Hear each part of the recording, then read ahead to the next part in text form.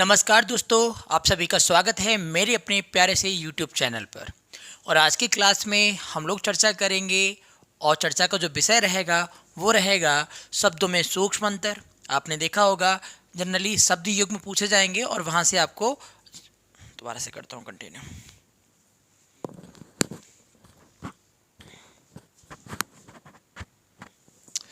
नमस्कार दोस्तों, आप सभी का स्वागत है मेरे अपने प्यारे से YouTube चैनल पर।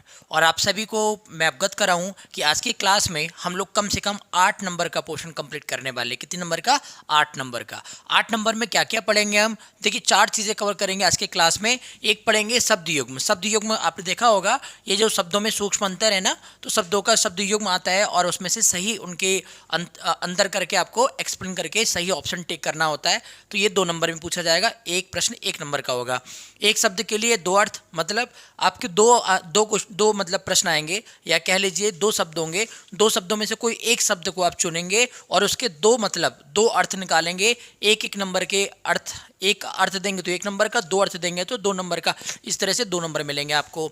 वाक्यांशों के लिए एक शब्द आपने देखा है ना कि वो जैसे आप कहते हैं जिसे कहा ना जा सके, इस तरह से उसके लिए हम क्या बोलेंगे, या जो मांस खाता हो उसे क्या बोलेंगे। तो वाक्यांशों के लिए एक शब्द, ठीक है। एक नंबर में 2 आएंगे आपके, 2 आपको करने होंगे। वाक्य शुद्ध करने के लिए आएगा। वाक्य शुद्ध करने के लिए मतलब लगभग 4 प्रश्न रहेंगे। उन 4 प्रश्नों में से कोई 2 प्रश्न आपको शुद्ध करना है, ठीक है।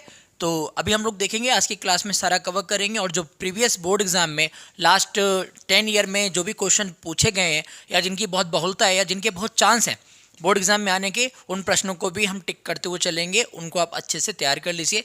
मुझे नहीं लगता आज की क्लास के बाद आपको ये 4 सेक्शन में कोई भी बुक या कोई भी क्वेश्चन बैंक पढ़ने की आवश्यकता होगी। चलिए स्टार्ट करते हैं आज की क्लास को, ठीक है। आज की क्लास को स्टार्ट करते हैं। उससे पहले मैं थोड़ा सा इसको इरेज कर देता हूँ, ठीक है। चलिए समझते हैं। देखिए क्या है कि निम्नलिखित शब्द युग्मों का सही अर्थ चयन करके लिखिए। जैसे आपने देखा है द्रव और एक है द्रव्य। द्रव मतलब लिक्विड। लिक्विड जैसे आप जानते हैं भाई, द्रव और द्रव्य का क्या क्या मीनिंग होगा। दान और दाता, धन और धान्य, दवा और दया, तरल और धन। अब सवाल ये आया कि द्रव माने होता है लिक्विड। द्रव माने क्या होता है? लिक्विड। और एक इस वाले द्रव्य का मतलब वैसे तो मैटर होता है, लेकिन इस द्रव्य का मतलब क्या होता है? आप कहते हैं बहुत द्रव्य चीज़ें, मतलब बहुत सारा द्रव्य है हमारे पास। द्रव्य मतलब धन। और एक होता है द्रव। द्रव का मतलब है कि जो पदार्थ है वो किस अवस्था में? तरल अवस्था में, लिक्विड अवस्था में। तो उसका सही आंसर हो जाएगा तरल और धन, ठीक है। क्लियर। ऐसे सुत और सुत आपने देखा होगा, कहा जाता है कि भाई सुत माने क्या होता है और सुत माने क्या होता है। देखिए, सोना तो होगा नहीं, सोना जागना। विद्या और अविद्या भी नहीं होगा, ठीक है। और खाना पीना भी नहीं होगा। क्या होगा? पुत्र और धागा। आपने देखा होगा क्या वो माएँ प्यार से कहती हैं कि भाई मेरा जो सुत है, ठीक है, वो बहुत ही निराला है, बहुत ही अलग है। और सूत माने कहते हैं ना, कुछ भी हो जाए एक सूत नहीं छोड़ेंगे। एक सूत का मतलब है एक धागा जैसी चीज भी नहीं छोड़ेंगे, ठीक है। तो पुत्र और धागा, सुत और सूत का मतलब क्या होगा? पुत्र और धागा। वहीं पर अनल और अनिल का क्या मतलब है? अनल अनिल का मतलब दूध और दही, बिल्कुल भी नहीं होगा। हवा और पानी, ये भी नहीं होगा। जल और आग, ये भी नहीं होगा। क्योंकि अनल और अनिल का मतलब होता है, अनल मतलब अग्नि और अनिल मतलब वायु, ठीक है। जिसका भी नाम अनिल है वो समझ लें उनका अर्थ, नाम का मतलब होता है वायु। क्या होता है? वायु। और अनल का मतलब होता है अग्नि। अनल का क्या मतलब होता है? अग्नि। वहीं पर मैं बात करूं अभिराम और अभिराम की, तो अभिराम मतलब, और अभिराम का क्या मतलब होगा? लगातार और रुचकर, बिल्कुल नहीं होगा। बिना रोक के और सुंदर, ये भी नहीं होगा। और सुंदर और आकर्षक, ये भी नहीं होगा। क्या होगा? अनवरत। अविराम मतलब बिना विराम के, मतलब कॉन्टिन्यूसली। कॉन्टिन्यूसली का मतलब है अवरत, ठीक है। और अभिराम, अभिराम मतलब आकर्षक, कोई अट्रैक्टिव चीज है तो उसको हम बोलेंगे अभिराम। क्लियर। जिसका भी नाम अभिराम है उसका मतलब होता है आकर्षक, अर्थात अट्रैक्टिव। क्लियर। अब बात करें अंबुज और अम्बुज की, तो अंबुज भाई जिसके नाम के पीछे जा लग जाए तो उसका नाम मतलब जन्मा, जल में जन्मा। तो जल में कौन जन्मता है? जल में जन्म लेता है कमल। तो कमल होगा इसका मतलब। अम्बुद जिसमें दा आ जाए वो समझ जाओ बादल में भी दा आता है, तो याद रखेंगे अम्बुद आ गया, अम्बुद मतलब दा, ठीक है। तो कहने का मतलब क्या है कि कमल और बादल जल और कमल नहीं होगा, बादल समुद्र भी नहीं होगा, समुद्र कमल भी नहीं होगा, तो अंबुज का मतलब हो गया कमल और अम्बुद का मतलब हो गया बादल। क्लियर। ऐसे हम देखेंगे अंश और अंश। देखिए अंश माने क्या होता है, अंश माने होता है भाग, हिस्सा, ठीक है। और अंश माने क्या होता है, देखिए एक अंश का मतलब होता है यहाँ पे कंधा और एक अंश का मतलब होता है यहाँ पर भाग, ठीक है। तो ये आपका आंसर हो जाएगा अंश और अंश का। वहीं पर आप देख पा रहे होंगे कि ये वाला जो प्रश्न था ये 2019, 20 और 23 3 बार रिपीट हुआ था बोर्ड एग्जाम में। ये वाला प्रश्न 2 बार रिपीट हुआ था, ये वाला 4 बार रिपीट हुआ था। 4 बार रिपीट हुआ, इसका मतलब है बहुत बहुत बहुत ज़्यादा इंपॉर्टेंट है। और उससे भी आगे देखेंगे 2014, 15, 17, 20, 22, 23 ये क्वेश्चन कितने बार रिपीट हुआ है। वहीं पर आप देखेंगे ये वाला प्रश्न कितने बार रिपीट हुआ है। अब रिपीटेशन देखिए क्वेश्चन का, ठीक है। और रिपीटेशन के आधार पर तय कर लीजिए कि कौन से क्वेश्चन ज़्यादा खास है, ज़्यादा इंपॉर्टेंट है, किस प्रश्न को ज़्यादा ध्यान देना है, ध्यान से पढ़ना है, ठीक है। आगे समझते हैं नेक्स्ट क्वेश्चन को। नेक्स्ट क्वेश्चन क्या है हमारा, क्वेश्चन नंबर 7, प्रसाद और प्रासाद।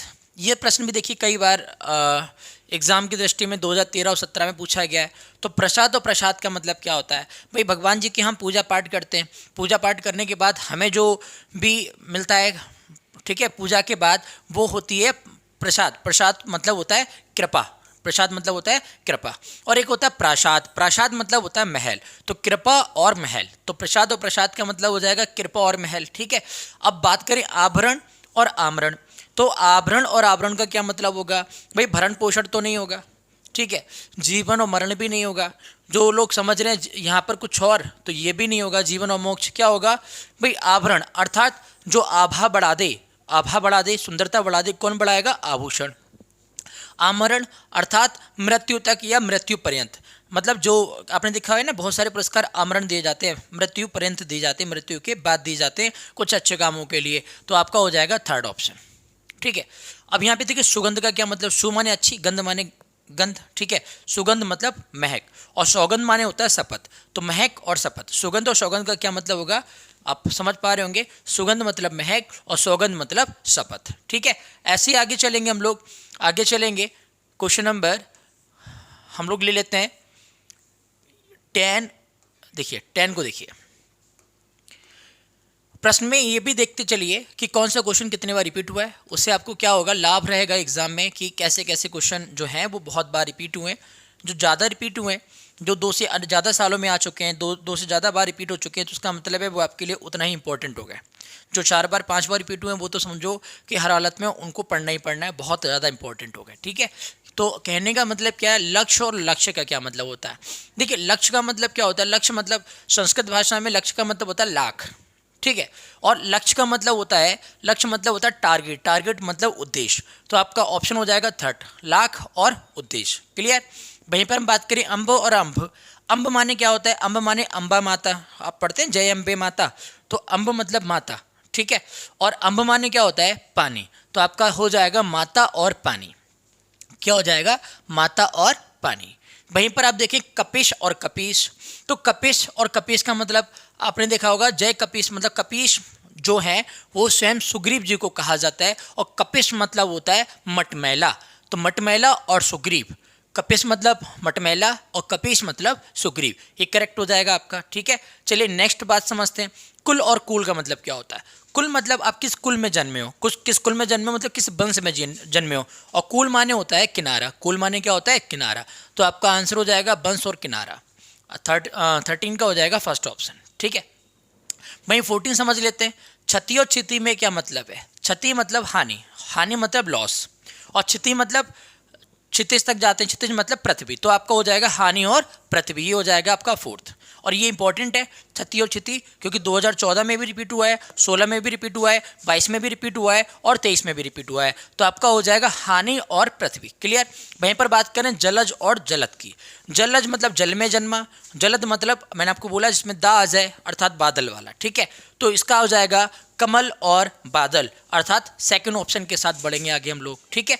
ऐसे ही हम लोग बात करें आदि व्याधि, आप देखते हैं कि कहते हैं हमें तो भाई हम पना पनी रहे, हम तरक्की नहीं कर पा रहे, क्योंकि हमें तो आदि और व्याधि नहीं छोड़ पा रही है, व्याधि ही हमें इतनी लगी। व्याधि मतलब मानसिक पीड़ा और आदि मतलब शारीरिक पीड़ा। तो शारीरिक पीड़ा मतलब शारीरिक परेशानी, शारीरिक कष्ट, और व्याधि मतलब मानसिक कष्ट। मतलब आदि और व्याधि का मतलब हो जाएगा शारीरिक कष्ट और मानसिक कष्ट, क्लियर? ऐसे ही हम लोग बढ़ेंगे नेक्स्ट क्वेश्चन की तरफ। और नेक्स्ट क्वेश्चन है हमारे पास भाई 17 से बात करेंगे हम लोग डिस्कस, ठीक है। 17 वाला क्या कह रहा है इसको समझेंगे। देखिए यहाँ पर भी दो शब्द हैं और आपको बताना है इसके उचित अर्थ क्या होंगे। तो उचित मतलब क्या होंगे, एक है तरणी और एक है तरणी। तो भाई इस तरणी का मतलब क्या होता है, तरणी अर्थात तारने वाली। जैसे आपने देखा है भगवान श्री राम जी को जब मल्लाह के केवट के द्वारा जब एक जगह से दूसरी जगह पर नाव के द्वारा छोड़ा गया तो तरणी अर्थात, तो तरणी मतलब नाव हो गई। और ये तरणी का क्या मतलब हो गया, देखिए एक तरणी का मतलब तो नाव हो गया और इस तरणी का मतलब होता है सूर्य। आप पर्यायवाची भी याद कर सकते हो, तरणी मतलब सूर्य होता है और तरणी मतलब नाव होता है। तो आपका करेक्ट आंसर हो जाएगा सूर्य और नाव, ठीक है। वहीं पर अभय अर्थात आप जिसका भी नाम अभय, अभय का मतलब होता है जो जिसको भय ना हो, जिसको भय ना हो, ठीक है। और उभय माने होता है कॉमन। आप पढ़ते हैं बीजगणित में तो एक्स बाई जेड की वैल्यू कॉमन ली जाती है, उभय खंड निकाले जाते हैं। उभय खंड का मतलब है कॉमन मल्टीपल्स, ठीक है। तो अभय और उभय, तो आप देखिए भयपूर्ण, भयपूर्ण तो नहीं होगा, ये तो खत्म हो गया। फिर आप देखेंगे भयहीन और दोनों, बिल्कुल। अभय मतलब जो भयहीन हो, जिसे भय लगता ही नहीं है, ठीक है। और उभय मतलब जो दोनों में कॉमन हो। दोनों में कॉमन का मतलब सेकंड ऑप्शन हो जाएगा। कौन सा हो जाएगा, सेकंड ऑप्शन। वहीं पर अली और आली पे चलते हैं। तो अली और आली का क्या मतलब होता है, देखिए अली मतलब होता है भौरा, अली मतलब होता है भौरा, ठीक है। तो अली क्या होता है, जैसे आपने देखा है फूलों पर कौन मंडराता रहता है, भौरा। भौरा मतलब अली। और आपकी जो भाई देखिए आप लड़की हैं और आपकी फ्रेंड लड़की है तो वो आप उसको क्या बोलते हैं, फ्रेंड बोलते हैं, सखी बोलते हैं। तो याद रखना एक नाम और याद कर लो आज से, आली।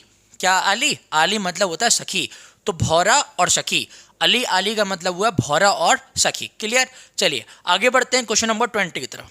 पुरुष और परुष का क्या मतलब है, पुरुष, पुरुष का मतलब होता है मानव या मनुष्य या व्यक्ति। और पुरुष है कैसा, बहुत परुष है, परुष मतलब कठोर। तो ये आप इसका हो जाएगा करेक्ट आंसर व्यक्ति और कठोर। तो पुरुष मतलब व्यक्ति, परुष मतलब कठोर, ठीक है। तो व्यक्ति और कठोर। आगे देखते हैं उच्छृंखल और उद्यंठ। उच्छृंखल वो होता है, और देखिए भाई तत्पर और उद्धत बिल्कुल नहीं होगा, अवांछनीय और समीर बिल्कुल नहीं होगा, नियमबद्ध ना होना और जो दंड से ना डरता हो, बिल्कुल सही बात है।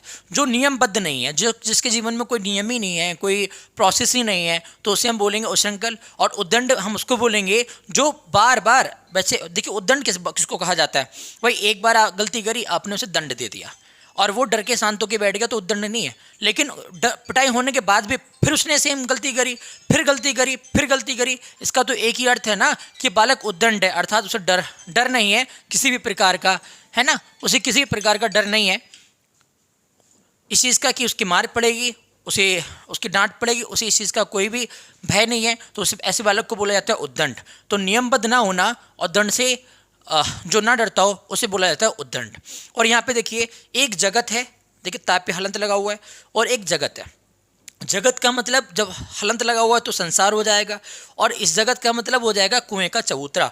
तो उसका सही आंसर हो जाएगा 22 का फर्स्ट, संसार और कुएं का चबूतरा। वहीं पर हम बात करें उपल और उत्पन्न। उपल मतलब होता है ओला, उपल मतलब होता है ओला, और उत्पल, उत्पल का मतलब होता है कमल। तो जिसका भी नाम अरविंद है, जिसका भी नाम कमल है, तो ये कमल है, अरविंद है, उत्पल है, ये सब पर्यायवाची हैं, ठीक है। तो उत्पल का एक अर्थ होता है कमल और उपल का मतलब होता है ओला, ठीक है। ओला जो बारिश में गिरते हैं आपने देखा होगा, है ना। तो आगे बढ़ते हैं 23 के बाद चलते हैं हम लोग 24, 25 देखते हैं क्वेश्चन को। और आप ये भी देखते चलिए कि कौन से क्वेश्चन देखिए कैसे कैसे कब कब पूछे गए, ठीक है। इसे एक आपको बहुत अच्छा खासा आइडिया लग जाएगा। अब देखिए यहाँ पर 24 में क्या कह रहा है, भव और भव्य, ठीक है। भव और भव्य कहते हैं ना, भगवान हमें भव सागर से नैया हमारी आगे बढ़ाओ। और भव्य माने क्या होता है, भव्य माने होता है भाई बहुत ही भव्य प्रोग्राम हो रहा है, बहुत ही सुंदर प्रोग्राम हो रहा है ना। तो भव्य मतलब, और भव्य माने क्या होगा, देखिए यहाँ पर भव्य माने, और भव मतलब संसार, ठीक है, कि भव सागर मतलब संसार का जो सागर है, और भव्य माने बहुत ही भव्य प्रोग्राम हो रहा है, बहुत ही भव्य रामलीला हो रही है, बहुत ही भव्य मेला था, मतलब बहुत ही सुंदर। तो हम यहाँ पे जाएंगे संसार और सुंदर के साथ में, ठीक है। ऐसे ही हम लोग चलेंगे आकर और आकार का क्या मतलब होता है। आकर और आकार, आकार का मतलब होता है कि उसका रूप कैसा, आपने कहा उसका आकार बताओ, आकार मतलब रूप कैसा है। और आकर जो है ये खान को कहा जाता है, अर्थात खान मतलब जहाँ पर बहुत सारी, खान का मतलब है जहाँ पे सोने की खान है, चांदी की खान है, ऐसे जो बहुमूल्य पदार्थों की जहाँ पर एक जगह पे चीज़ें प्राप्त हो रही हैं तो उसे हम बोला जाता है खान, और खान को हम लोग बोलते हैं आकर। क्या बोलते हैं? आकर। वैसे ही कर्म और क्रम का क्या मतलब है? कर्म और क्रम का मतलब होता है, कर्म मतलब काम होता है, और क्रम जैसे कहते हैं इसे क्रम से लगाओ, क्रम से मतलब सिलसिलेवार लगाओ, अर्थात तरीके से लगाओ, है ना। तो आपका सही आंसर हो जाएगा काम और सिलसिला। और ये प्रश्न भी 2018, 20 और 22 3 बार रिपीट हो चुका है आपके एग्जाम में, ठीक है। अब यहाँ पर बात, और बात का क्या मतलब होता है? जब बा का पेट चिरा हुआ होता है तो बात का मतलब हो जाता है बातें, जो हम लोग बातें करते हैं। और बात, जब बा का पेट नहीं चिरा होता है तो बात माने होता है वायु, हवा, ठीक है। तो आपका जो है बातें और हवा मतलब 27 का हो जाएगा फर्स्ट वाला। कौन सा हो जाएगा? फर्स्ट वाला। चलिए मेरे को 28 का बताइए करेक्ट क्या होगा। उद्यत और उद्यत में क्या होगा? बीरो जागृत, क्रोधी और आलसी, उद्दंड और तैयार, तेज और कार्यकुशल। देखिए उद्यत और उद्यत का क्या मतलब होता है? उद्यत उद्यत का मतलब होता है जब उद्यत लगा हो, उद्यत मतलब बहुत ही उद्दंड है, बहुत ही उद्दंड वाले को हम बोलते हैं उद्यत। और उद्यत है, उद्यत मतलब हर काम के लिए तैयार, तो उद्दंड और तैयार आपका थर्ड वाला ठीक होगा। चलिए मेरे को 29 का बताइए। आपात और आपात। आप लोग ट्रेन से यात्रा किए होंगे, वहाँ आपातकालीन खिड़कियाँ देखी होंगी, इमरजेंसी विंडो। तो आपात मतलब आपातकालीन हो गया, ठीक है। आपातकालीन मतलब संकट।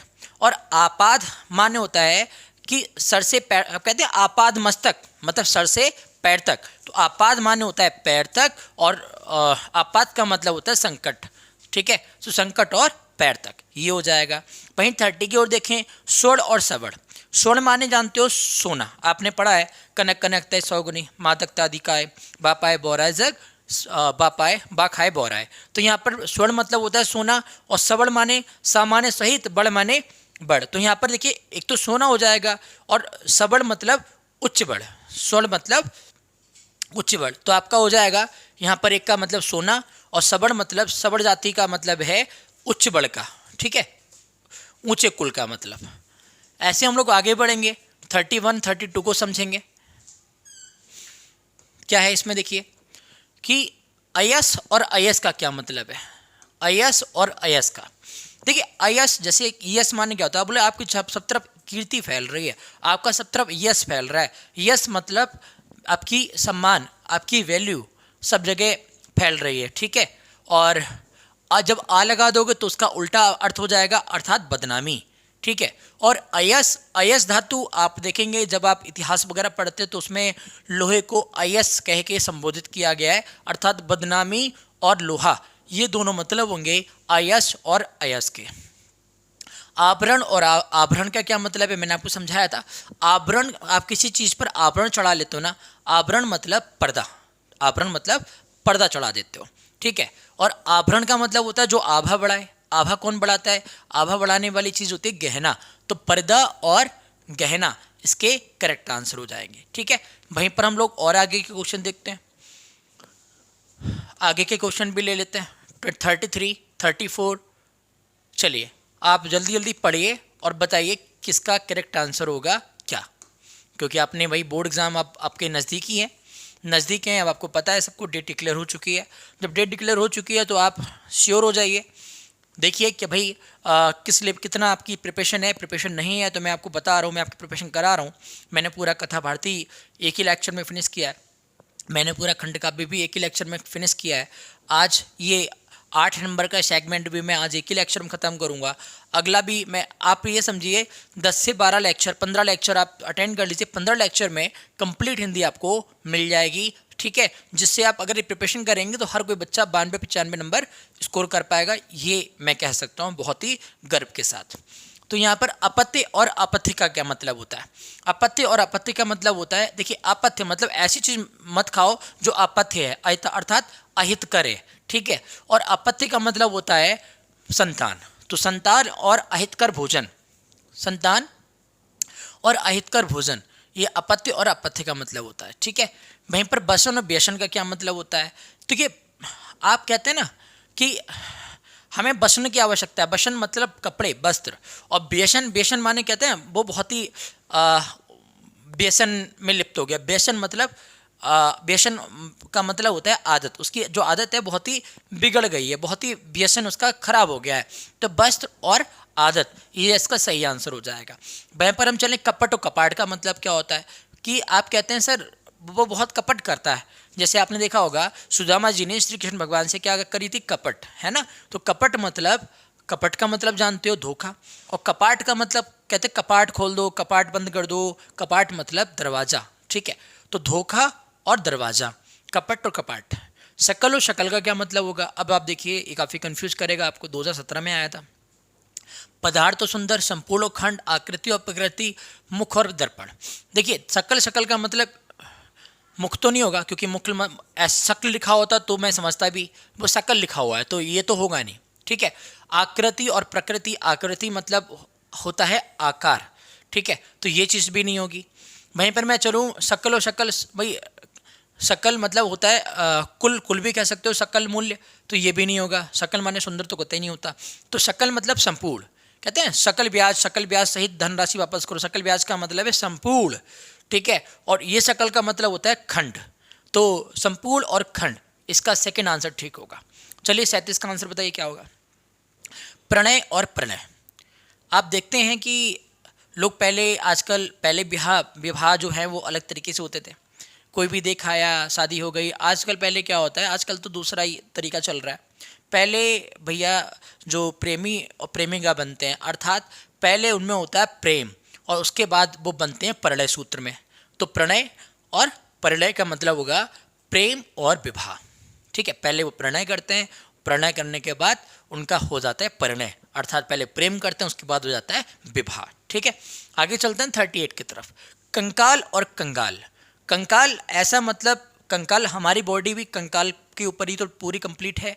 तो कंकाल, भाई कंकाल मतलब होता है अस्थि पंजर, आप कंगाल हो चुके हैं, कंगाल का अर्थ होता है निर्धन, तो अस्थि पंजर और निर्धन ये सही हो जाएगा, ठीक है।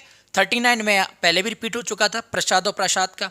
प्रसाद, अब भगवान के यहाँ से जो भी प्रसाद लेते हो, प्रसाद का मतलब है आप माथे से लगा के खाते हो, इसका अर्थ है कि कृपा है, वो क्या है, कृपा। और प्रसाद, प्रसाद मतलब होता है महल, तो कृपा और महल, कृपा और महल आपका हो जाएगा फर्स्ट वाला, ठीक है। चलिए आगे देखते हैं क्वेश्चन 41। जो भी ज़रूरी है, मैंने बहुत ज़्यादा डिस्कस नहीं किए, जो भी बोर्ड एग्ज़ाम में अब तक लास्ट 10 सालों में रिपीट हुए हैं और जो हर बार आते हैं, मैं सिर्फ वही प्रश्न डिस्कस कर रहा हूँ। और मैं आपको बार बार ये चैलेंज के साथ कह रहा हूँ, इतना पढ़ने के बाद, इतनी चीज़ पढ़ने के बाद आपको किसी अन्य, ना तो किसी क्लास की आवश्यकता होगी, ना किसी क्वेश्चन बैंक या किताब की आवश्यकता होगी। सिर्फ इतना पढ़ के जाइए और भगवान का नाम लेके आराम से सुंदर तरीके से अपना काम को अंजाम दीजिए, ठीक है। तो हम लोग बात करते हैं नेक्स्ट को, भवन और भुवन। तो भवन मतलब होता है आपका मकान, और भुवन, मंगल भुवन है मंगलहारी, भुवन मतलब संसार, ठीक है। संसार और मकान, ये आपका हो जाएगा थर्ड ऑप्शन। अवलंब और अविलंब का क्या मतलब होता है कि आप जानते हैं कि कोई भी चीज़ जब टिकती नहीं है तो हम क्या डालते हैं, एक अवलंब, एक बीच में उसकी क्या डालते हैं, उसका सहारा डाल देते हैं। और अविलंब, अविलंब का मतलब होता है, कहते हैं अविलंब चाहिए, अविलंब मतलब बिना विलंब के मुझे काम चाहिए, मतलब शीघ्र चाहिए। तो सहारा और शीघ्र, ये आपका ऑप्शन हो जाएगा थर्ड। तरंग और तुरंग का मतलब क्या होगा, तरंग का मतलब होता है, कहते हैं बहुत तरंगे उठती हैं ऊपर नीचे, तरंग मतलब लहरें। और तुरंग माने क्या होता है, तुरंग माने होता है आपका घोड़ा, क्या होता है, घोड़ा, घोड़ा को बोलते हैं तुरंग, ये सब कहते हैं ना। चलिए कटिबंध और कटिबद्ध का क्या मतलब होगा। कटिबंध मतलब जो आपके बांधी जाती है, कटी मतलब ठीक है कमर में, तो उसे बोलते हैं करधनी। और बहुत कटिबद्ध है, कटिबद्ध मतलब तैयार है, जो काम उसने बोला था वो आज भी उस बात पर कटिबद्ध है, अर्थात तैयार है, करने को मना नहीं कर रहा है। तो आपका ऑप्शन हो जाएगा थर्ड, करधनी और तैयार, ठीक है। अगला है अग और अज्ञ। अग और अज्ञ क्या मतलब होता है, अग मतलब अचल, कहते हैं अचल संपत्ति। चल और अचल दो प्रकार की होती है। अचल मतलब जो प्रॉपर परमानेंट है, जिसको जो प्रॉपर परमानेंट है, जो अचल है, जो चल यहाँ वहाँ हटती घटती बढ़ी नहीं है, मतलब पूर्व की जो जमीन जायदाद है उसे हम अचल संपत्ति कहते हैं, ठीक है। और चल का मतलब है जो वर्तमान में आप कामकाज कर रहे हैं उससे जो भी आपको अर्जित हो रहा है वो आपकी चल संपत्ति है। और अज्ञ माने होता है पाप, ठीक है। तो अचल और पाप, अग और अज्ञ का मतलब हो जाएगा। श्रवण और श्रमण का क्या मतलब होगा। श्रवण, श्रवण का मतलब होता है सुनना, और श्रमण मतलब उसका अर्थ होता है सन्यासी। तो सुनना और सन्यासी, ठीक है, ये आपका करेक्ट आंसर हो जाएगा। 46 देखें तो अब्द और अब्ज लिखा हुआ है। मैंने आपको बार बार रिपीट किया कि दा लगाओ, क्या लगाओ, दा। तो दा लगने से याद रखना बादल में भी दा लगा होता है, तो अब्द का मतलब बादल हो गया, ठीक है। और अब्ज का क्या मतलब हो जाएगा भाई, एक का तो अर्थ बादल हो गया, तो अब्ज का मतलब हो गया जैसे जल, ठीक है, पानी। तो याद रखेंगे बादल और पानी, ये इसका आंसर हो जाएगा अब्द और अब्ज का। हम लोग आगे बढ़ लेते हैं 47 से, ठीक है। केवल 60 है और इनको आप सिर्फ पढ़ लीजिए, क्योंकि आप जब एक दो बार पढ़ लेंगे तभी याद हो जाएंगे, क्योंकि इसमें कोई रॉकेट साइंस नहीं है कि आपको रट्टा मारना पड़ेगा। एक बार पढ़ लीजिए बस मन से और सारी चीज़ें याद हो जाएंगी, आपको बार बार परेशानी तकलीफ होने की आवश्यकता नहीं पड़ेगी। हरिहर, हरिहर का मतलब कहता है ना, जब आप कहते हैं हरिहर, हरिहर का मतलब हरि मतलब भगवान विष्णु, और हर हर शंभु कहते हैं ना मतलब शंकर, तो विष्णु और शंकर, ये हरि और हर का मतलब होगा। अशक्त और आशक्त, आप बहुत अशक्त महसूस कर रहे हैं, अशक्त मतलब शक्त माने शक्ति, आप बहुत शक्तिहीन महसूस कर रहे हैं और आप किसी पे आशक्त हो गए, किसी पर आप मोहित हो गए, है ना, तो इसका मतलब शक्तिहीन और मोहित। वहीं पर हम बात करें जलद और जलधि, तो जलद में दा आ गया, मैंने आपको बोला था जिसमें दा आ जाए वो बादल की तरफ चला जाएगा। और जलधि अर्थात जिसने जल को धारण कर रखा है, अर्थात वो कहलाएगा समुद्र। तो बादल और समुद्र इसका आंसर हो जाएगा। मैं बात करूं प्रथा और प्रथा, कहते हैं हमारे यहाँ की तो प्रथा ऐसी है कि प्रथा ही चलती आ रही है, कोई भी शादी होते हैं तो उनकी अपनी जो प्रथा होती है, जो रीति रिवाज होते हैं उसी से काम होता है। प्रथा मतलब रीति रिवाज, और प्रथा मतलब प्रथा, अर्थात कुंती जी को भी हम क्या कहते हैं, प्रथा कहते हैं। तो ये आपका हो जाएगा 4th। एक होता है सर और एक होता है सर। तो सर सर का क्या मतलब होता है, एक शाह बड़ा वाला शाह है और एक शाह छोटा वाला शाह है। तो इन सर सर का क्या मतलब होगा, कोई बताए मुझे। सर सर का मतलब सिर और मस्तक, तीर और तालाब, सिर और महोदय, और तालाब और सिर। देखिए सर मतलब सरोवर, सरोवर मतलब तालाब, और सर मतलब तीर, तो तीर को हम बोलते हैं सर, और ये वाला सर का मतलब सरोवर अर्थात तालाब होता है। अंश और अंशु का क्या मतलब होगा, भाग और सूर्य, सूर्य और भाग, भाग और किरण, किरण और आपका वरुण। तो आप यहाँ पर देखिए क्या मतलब निकलेगा इसका। तो अंश और अंशु, अंशु माने क्या होता है, अंशुमाली मतलब किरण, किरण बोलते हैं अंशु को, ठीक है। और अंश का मतलब होगा भाग, तो आपका आंसर हो जाएगा भाग मतलब हिस्सा, और अंशु मतलब किरण, ठीक है। ग्रह और ग्रह का क्या मतलब होगा, जैसे कहते हैं ना हम कौन से ग्रह में रहते हैं, मतलब आपका गृह निवास क्या है, गृह निवास मतलब घर का निवास, और ग्रह मतलब नक्षत्रों की बात हो रही, तो घर और नक्षत्र, घर और नक्षत्र जो है ये आपका करेक्ट हो जाएगा इसका 53 का। आगे बढ़ लेते हैं, 6-7 क्वेश्चन और इसके हैं, फिर हम लोग दूसरा टॉपिक लेंगे और आज ही कवर करेंगे। 54 क्या है, कह रहा है कि बहन और बहन का क्या मतलब होगा। तो बहन और बहन का क्या मतलब होगा समझते हैं। एक कहते हैं ना हम बहुत चीज़ों को बहन कर रहे हैं, मतलब ढो रहे हैं, जीवन में बहुत सारी चीज़ें ऐसी हैं जो हम केवल ढो रहे हैं, बहन कर रहे हैं। बहन मतलब धारण कर रखा है फालतू में, उससे वजन बढ़ रहा है और हम बोझ के तले दबे हुए हैं, अर्थात कुछ रिश्तों को आजकल हम लोग ढोते हैं फालतू में, है ना। और बहन माने होता है भगनी, तो बहन को हम भगनी भी कहते हैं। तो ढोना और भगनी, तो बहन और बहन का मतलब, बहन और बहन का मतलब ढोना और भगनी होता है, ठीक है। आप अपेक्षा करना और उपेक्षा करना, देखिए आप कहते हैं कि हमें आपकी अपेक्षा रहेगी, आप आइए जरूर। अपेक्षा मतलब आपका स्वागत करने के लिए हम बेबाक तरीके से खड़े होंगे, ठीक है, मतलब आपका स्वागत। और उपेक्षा करना मतलब आप किसी को इग्नोर मार देते हो ना, तो आप किसी को उपेक्षा कर देते हो, इसका मतलब आप किसी का अनादर कर दे रहे हो। स्वागत और अनादर ये आपका करेक्ट हो जाएगा। वहीं पर हम लोग बात करें 57, 58, 59, ठीक है, और समझते हैं क्या है ये, देख सकते हैं ये प्रश्न भी। अनुभव और अनुभूति का क्या मतलब होता है। अनुभव का मतलब होता है कि आप बहुत सारे काम करते हो, बहुत सारे आपके जीवन में उतार चढ़ाव आते हैं, बहुत सारे ऐसे लोग हैं जो आप जिन पर ट्रस्ट करते हो, पैसा दे देते हो तो इंसान आपको फिर मूर्ख समझता है, वही बड़ा आदमी हो जाता है, सेठ बन के तारीख देता रहता है, अपने पैसे मांगते रहते हो। तो ये चीज़ें आपने कहाँ से सीखी, ये अपने व्यवहारिक ज्ञान से सीखी। तो अनुभव मतलब कहाँ से प्राप्त होता है, व्यवहार से प्राप्त होता है, तो व्यवहारिक ज्ञान है, ठीक है। तो ये व्यवहारिक ज्ञान तो ठीक है, व्यवहारिक ज्ञान गलत है। तो ये आपका व्यवहार प्राप्त, व्यवहार से जो आपने अंतर मन में जो आपके ख्यालात आए, जो विचार बने, वो आंतरिक ज्ञान पैदा हुआ, वो अनुभव कहलाएगा। और आपने कहा मैंने बहुत अनुभूति की, अनुभूति मतलब चिंतन, चिंतन जब आपने किया, किसी चीज़ पर बहुत ध्यान से सोच विचार की, तो गहन अध्ययन किया, तो आपको एक विशेष अनुभूति होती है, उसे हम बोलते हैं चिंतन से प्राप्त आंतरिक ज्ञान। तो आपका करेक्ट हो जाएगा सेकंड वाला। ठीक है। ईर्ष्या और स्पर्धा का क्या मतलब होता है? ईर्ष्या का मतलब होता है कि दूसरा कोई बहुत बढ़िया काम कर रहा है, जैसे आप देखते हैं आप बहुत बड़े अपने पड़ोसी से अच्छा मकान बना लें, अच्छी कार गाड़ी ले आए, तो इंसान बेबाकी उल्टे सीधे तरीके से हरकतें करके आपसे लड़ता रहेगा, आपकी सुख शांति को ठेस पहुंचाता रहेगा, आपको सुकून से नहीं रहने देगा। ईर्ष्या का मतलब होता है दूसरों की उन्नति से जलना। ठीक है। और आप जानते हैं स्पर्धा मतलब कंपटीशन, कंपटीशन का मतलब है दूसरों की उन्नति और गुणों को प्राप्त करने की होड़। ठीक है। हम लोग होड़ में लगे हुए हैं, कंपटीशन में लगे हुए हैं, इसका मतलब हो जाएगा थर्ड। बिहग और बिहंग का क्या मतलब होता है? तो बिहग और बिहंग का मतलब होता है, देखिए भाई, पक्षी और बालक तो नहीं होता। ठीक है। पक्षी और तोता भी नहीं होता। आकाश और पक्षी, पक्षी आकाश में देख लीजिए। तो बिहग, बिहग मतलब कहते हैं पक्षी को, और वो कहाँ पर विचरता है? आकाश में, तो बिहंग। तो पक्षी और आकाश, ये इसका करेक्ट हो जाएगा, पक्षी और आकाश। क्लियर? क्या हो जाएगा? पक्षी और आकाश हो जाएगा 59 का। आगे बढ़ते हैं 60 की तरफ।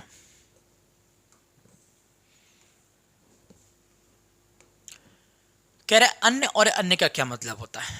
आप अन्न खाते, अन्न में आप खाते हैं क्या? चावल है, चावल है, गेहूं है, ये सब अन्न है, अनाज। और अन्य माने दूसरा, अदर पर्सन कोई भी, तो इसका मतलब है अनाज और, ठीक है भाई, यहाँ पर अनाज और भोजन तो नहीं होगा, ये तो कैंसिल। तो अन्य मतलब अनाज और अन्य मतलब दूसरा, तो आपका फर्स्ट ऑप्शन हो जाएगा। कौन सा हो जाएगा? First option. तो देखिए भाई, हम लोगों ने एक चीज़ तो कवर कर ली। इसके अंतर्गत केवल 60 प्रश्न में डिस्कस करने थे। कितने? 60 प्रश्न डिस्कस करने थे। ये 60 प्रश्न आप तैयार कर लीजिए। तैयार करने का मतलब 2 से 3 बार आप इसको दोगुनी स्पीड से देख लीजिए। उससे क्या होगा, सारे आपके 60 प्रश्न तैयार हो जाएंगे। बोर्ड एग्जाम में इससे ज़्यादा एक्स्ट्रा आपको पढ़ने की आवश्यकता नहीं है। ठीक है, चलिए आगे बढ़ते हैं। आगे बढ़ते हैं क्वेश्चन नंबर, अब हम चलते हैं अनेकार्थी शब्द। फटाफट इनको भी समझते चलेंगे कि इसका क्या मतलब है, क्या अर्थ है। अर्थ समझने से क्या होगा ना, या तो ओवरऑल आप ही को रखना है, लेकिन अर्थ समझने से चीज़ें आसान हो जाती हैं। हमें जब एक बार चीज़ समझ में होती है, फिर हम उसी को दोबारा पढ़ते हैं, तो आसानी से हम उसको डीपली समझते हुए, याद करते हुए आगे बढ़ जाते हैं। जहाँ हमें चीज़ों को रट्टा मारने में लगता है किसी चीज़ को मतलब 10 मिनट, तो यहाँ पर केवल वो काम 30 से 40 सेकंड में आप करके आगे बढ़ जाते हैं। तो ये फ़ायदा होता है, ये फ़र्क होता है, अंडरस्टैंडिंग बनती है किसी चीज़ के बारे में कि हाँ, हमने ऐसा कुछ पढ़ रखा है। क्लियर है? चलिए बात करते हैं हम लोग अनेकार्थी शब्द। तो प्रश्न नंबर 11 का पार्ट तो हमने कर दिया। प्रश्न नंबर खा जो है, ठीक है, ये मिलेगा अनेकार्थी शब्दों के रूप में। मतलब इसमें क्या होगा कि 2 आएंगे शब्द, 2 शब्दों में से एक शब्द के 2 अर्थ लिखने होंगे और दूसरे शब्द के भी 2 अर्थ लिखने होंगे। मतलब दोनों में से कोई एक आपको चूज करना है, क्योंकि 2 ऑप्शन में से कोई एक करना है और एक को उठाकर उसके 2 आंसर लिखने हैं, 2 अर्थ लिखने हैं, जैसे यहाँ दिखाया गया। फटाफट इसको भी समझ लेते हैं। ठीक है, ये बहुत आराम से समझ सकते हैं अनेकार्थी शब्दों को, क्योंकि यहाँ पर बहुत ज़्यादा एक्सप्लेन करने नहीं, सिर्फ आपको अर्थ बताना है और आगे बढ़ जाना है, जिससे आप चीज़ों को आराम से लर्न कर पाएँ, याद कर पाएँ। जैसे यहाँ पे द्विज, द्विज का क्या मतलब होता है? तो द्विज माने, द्विज हम ब्राह्मण को भी कहते हैं। किसको कहते हैं? ब्राह्मण को भी। और चंद्रमा को भी हम क्या कहते हैं? द्विज। तो द्विज के यहाँ पे 2 अर्थ हैं, एक ब्राह्मण और एक चंद्रमा। ठीक है, और ये क्वेश्चन काफ़ी इंपॉर्टेंट इसलिए हो जाता है क्योंकि देखिए 2014 में, 15 में, 19 में, 20 में, 22 में आप कितने बार इसको देख सकते हैं, 5 बार रिपीट हुआ है बोर्ड एग्जाम में। तो द्विज का अर्थ होता है ब्राह्मण और चंद्रमा। वहीं पर काल, अब काल का मतलब है, कहते हैं आपका काल आ गया, काल आ गया, तो काल आ गया तो कौन ही क्या कर सकता है, यमराज आएंगे और ले जाएंगे। काल का मतलब होता है, ठीक है, मृत्यु। और एक काल का मतलब होता है किस काल में, मतलब किस काल में काम हुआ था, वर्तमान में, भविष्य में, वर्तमान में, भविष्य में, ठीक है, या भूतकाल में। तो काल का मतलब समय से भी होता है। तो आपके 2 अर्थ हो जाएंगे, काल का मतलब समय और काल का मतलब मृत्यु। और अंबर का क्या मतलब होगा? अंबर का मतलब होता है आकाश। आपने पढ़ा होगा पर्यायवाची, अंबर मतलब आकाश। आकाश को हम, आकाश का क्या होता है? अंबर। ओके। और वस्त्र का मतलब आपने पढ़ा होगा, भगवान श्री कृष्ण कैसे कपड़े पहनते हैं? नीलांबर, नीलांबर कहा जाता है उनको, अर्थात नीले वस्त्र धारण करते हैं, इसलिए अंबर का एक अर्थ होता है वस्त्र। ओके। आप कहते हैं आप तो हमेशा दल में चलते हैं, दल मतलब ग्रुप में, ग्रुप मतलब झुंड बना के चलते हैं। ठीक है, और एक दल का मतलब होता है पंखुड़ी। क्या होता है? पंखुड़ी। वहीं 5वां प्रश्न लेते हैं, पत्र। पत्र आपने देखा होगा कि आपने कहा कि प्रेम पत्र लिखा है, या मतलब छुट्टी लेने के लिए पत्र लिखा है, या आप कहीं शिकायती पत्र लिखा है। तो पत्र मतलब होता है लेटर, खत। ठीक है, प्रेम पत्र आप ज़्यादा से ज़्यादा समझ रहे होंगे, है ना। वहीं पर बात करें पत्ता, भाई आपने देखा भगवान शिव जी को हम लोग क्या चढ़ाते हैं, बेलपत्र। बेलपत्र मतलब समझ रहे हो, बेल जो पेड़ है उसका पत्ता, तो पत्र मतलब पत्ता भी होता है। नग, नग पहाड़ को कहा जाता है, जो पहाड़ होता है उस पहाड़ को हम लोग नग कह के संबोधित करते हैं। और नग मतलब कहते हैं ना, अंगुली में अंगूठी, अंगूठी में नगीना, तो नगीना भी इसका अर्थ होता है नग का। वहीं पर मैं बात करूं कनक, आपने पढ़ा है कनक, कनक ते सौगुनी मादक तादिकाय बा पाए बोराय जग बा खाए बोराय। तो कनक के दो अर्थ होते हैं, एक धतूरा और एक सोना, ये तो हर कोई बच्चा जानता होगा। अर्क क्या चीज़ होती है, आपने कोई पत्ते वत्ते का नचोड़ा, नचोड़ के जो उसका रस निकाला, जो जूस निकाला, वो निचोड़ या रस, तो अर्क ये भी होता है। और आप भगवान शिव जी को या भगवान सूर्य देवता को आप अंजलि में भर के जल देते हो, उसका मतलब है आप अर्क दे रहे हो। तो अर्क का मतलब सूर्य भी होता है, अर्क मतलब निचोड़ या रस को भी अर्क कहते हैं। अज माने अज, अब क्या है, जैसे आपको पता है भगवान श्री राम जी के पिताजी का नाम दशरथ था, तो दशरथ के पिताजी का नाम क्या था, अज। तो जो राजा थे अज, तो दशरथ के पिता के नाम भी अज है, एक मतलब तो ये निकला इसका। और अज माने अज हम बकरा को भी कहते हैं, जो हमारा बकरा होता है उसको भी हम अज के नाम से पुकारते हैं। शारंग का मतलब होता है रंग बिरंगा, रंग बिरंगे सहित। तो रंग बिरंगा कौन है भैया, मोर, जिसके आपने देखे हैं कि भाई कितना सुंदर, कितना भव्य, मनमोहक नृत्य भी करता है और देखने में भी मनमोहक होता है, ठीक है। तो और सारंग को हम मेढक को भी कहते हैं, किसको कहते हैं, मेढक को भी कहते हैं। वहीं नागर का मतलब कहते हैं कि आप बहुत नागर हैं, बहुत नागर का मतलब है चतुर हैं, बहुत चंट व्यक्ति हैं, तो नागर मतलब चतुर होता है, ठीक है, चालाक होता है। और वहीं पर जैसे आप जिस नगर में निवास करते हैं तो उस नगर के आप क्या हो, जैसे ग्राम में निवास करते हैं तो ग्रामवासी हो जाते हैं, ऐसे नगर में निवास करते हैं तो आप नगर निवासी हो जाते हैं, तो नगर निवासी को हम नागर भी कहते हैं। आज आप कहें कि हम इस नागर में हम यहाँ के नागर हैं, नागर मतलब नगर निवासी। और नाग, नाग माने जानते ही हो, नाग जो है एक प्रजाति है सांप की, सर्प भी कहते हैं, और नाग हाथी को भी कहते हैं, ठीक है। वहीं पर हम बात करें हरि, तो हरि का मतलब होता है भगवान विष्णु जी का भी एक नाम है हरि, और साथ ही साथ हरि जो है वो बंदर को भी हम हरि कहते हैं, ठीक है। वहीं पर बात करें शिव जी के लिए, कहते हैं भगवान, कोई लोग आशीर्वाद देते हैं शिवम, शिवम मतलब शिवम का मतलब है कल्याण हो, कल्याण हो, तो कल्याण भी कहते हैं। और भगवान शिव जी का नाम भी है, शंकर जी का नाम भी है शिव, ठीक है। आगे की बात डिस्कस करते हैं, आगे की बात डिस्कस करते हैं, मतलब समझते चलते हैं जल्दी से। देखिए भाई 15 से उठाते हैं इसको और समझते हैं कहाँ पर क्या मतलब है किसका। भाई यहाँ पर आप देख पा रहे होंगे एक शब्द आया, कौन सा,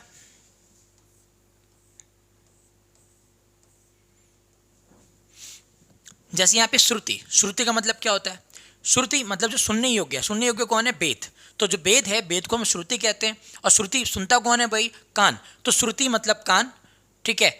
और वेद, श्रुति को हम वेद और कान भी कहते हैं। जलज अर्थात जो जल में जन्मा वो जलज कमल कहलाता है। और जलज मतलब मोती भी होता है, क्योंकि आपको पता होगा कि जो मोती की पैदावारी है, जो सीप में तैयार किया जाता है, तो वो मोती और कमल दोनों को हम जलज शब्द इस्तेमाल करते हैं। वहीं पर अभी थोड़ी देर पहले हमने बात करी थी बिहंग, बिहंग मतलब पक्षी होता है, और बिहंग मतलब सरसरी, जैसे आप कहते हैं कि आप बहुत ही बिहंग नज़रों से देखते हैं, मतलब सरसरी निगाहों से देखते हैं, ठीक है, तो ये आपका हो जाएगा सरसरी। आप बहुत चपला हैं, चपला है मतलब बहुत चंचल हैं, आप चंचला कह लेंगे आप। और चपला जो है वो बिजली को भी कहा जाता है, क्या कहा जाता है, बिजली को भी कहा जाता है, और चंचला भी कहा जाता है, किसको, चपला को। वहीं पर पानी, पानी का अर्थ है, आपने पढ़ा है रहमन पानी राखिए बिन पानी सब सुन, पानी गए ना उबरे मोती मानुष चून। तो पानी का जो अर्थ है वो आपकी मान प्रतिष्ठा से भी है, ठीक है। और सवाल यह आया पानी का मतलब जल भी होता है। वहीं पर बात करें सोम, सोम मतलब भगवान सोम की पूजा करते हैं, सोम की पूजा करते हैं मतलब चंद्रमा। जैसे आप देखते हैं, क्या देखते हैं कि जो स्त्रियां एक दिन का करवा चौथ का व्रत रखती हैं तो वो सोम देवता की पूजा करती हैं, अर्थात चंद्रमा की पूजा करती हैं। और सोम मतलब सोमरस मिल जाए, सोमरस मतलब अमृत, ठीक है, सोमरस मतलब अमृत। आजकल तो लोग अमृत है ना दूसरा ही ड्रिंक करते हैं, पता ही है सब, है ना। वो कुछ ना हो शादी बारात तो बाराती आधे कहाँ मिलते हैं तुम्हें, भाई अपने उस क्षेत्र की भट्टी पर, है ना। तो वो हाँ सोमरस लेने गए होते हैं, तो सोमरस का वो भी मतलब निकाल लेते हैं, ठीक है।